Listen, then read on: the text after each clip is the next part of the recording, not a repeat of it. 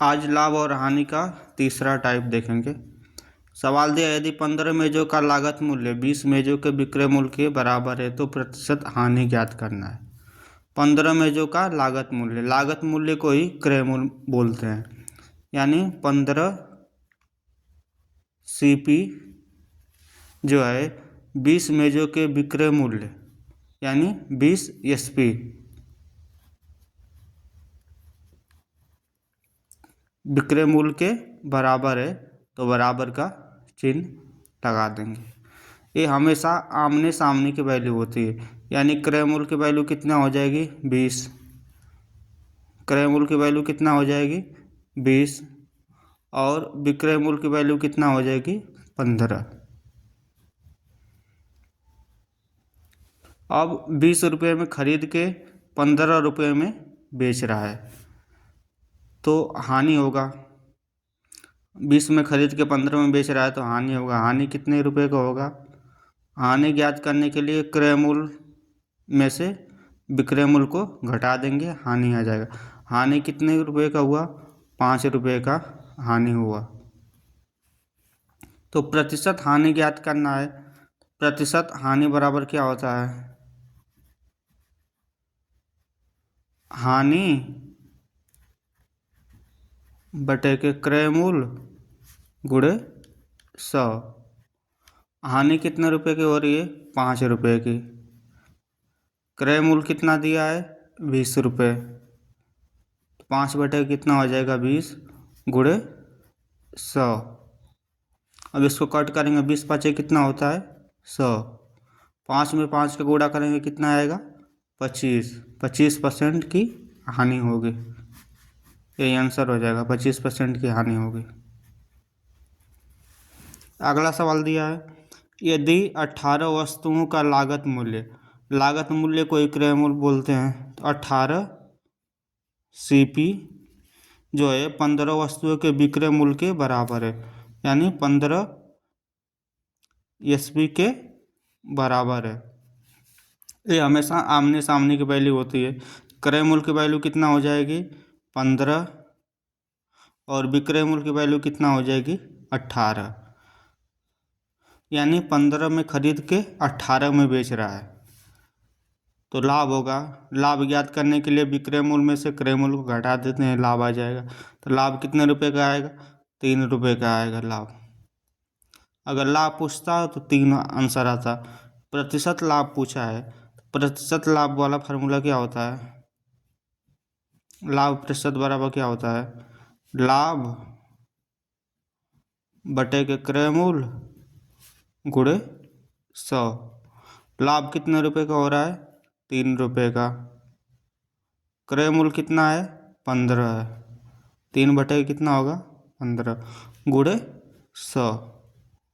इसको कट करेंगे, 3 पाँचे कितना होता है? 15। 5 को 100 से काटेंगे तो कहते 5 दूना कितना होगा? 10।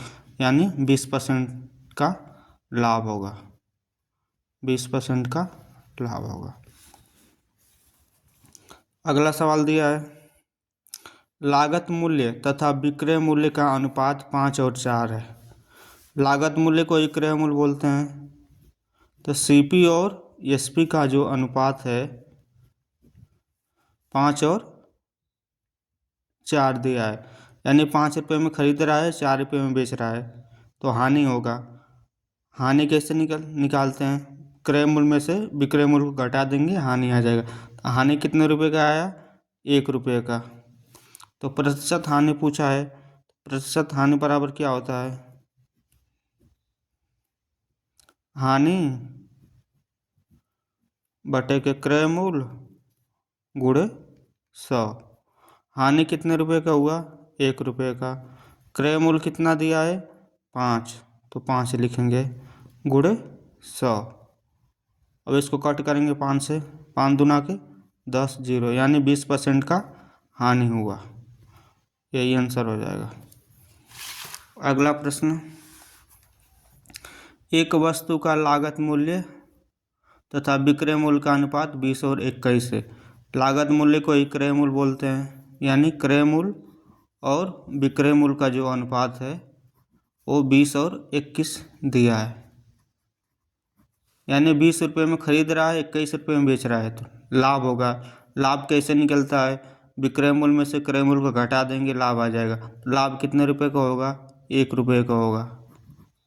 तो प्रतिशत लाभ पूछा है, प्रतिशत लाभ बराबर कितना होता है, क्या होता है? लाभ।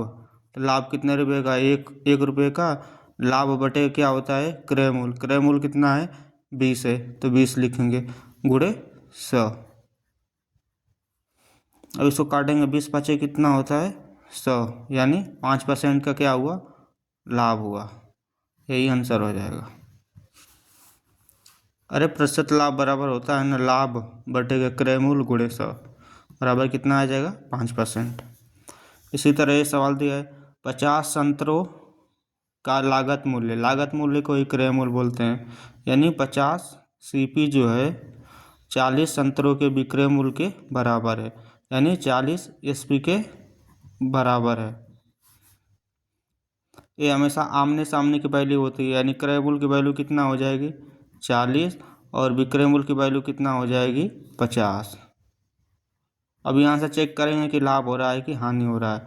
अब 40 रुपये में खरीद के 50 रुपये में बेच रहा है, तो क्या होगा? लाभ होगा। लाभ कितने रुपये का होगा? लाभ पता करने के लिए विक्रय मूल्य में से क्रय मूल्य घटा देंगे, लाभ आ जाएगा। तो लाभ कितने रुपये का होगा? 10 रुपये का। प्रतिशत लाभ पूछा है, तो प्रतिशत लाभ बराबर क्या होता है? लाभ बटे के क्रय मूल्य गुणे 100 होता है। तो लाभ कितने रुपए का हुआ? 10 रुपये का। क्रय मूल्य कितना दिया है? 40 गुणे 100। इसको काट करेंगे, 10 चौको कितना होता है? 40। 4 से इसको काटेंगे, कितना आ जाएगा? 25, यानी 25% का क्या होगा? लाभ होगा। यही आंसर हो जाएगा।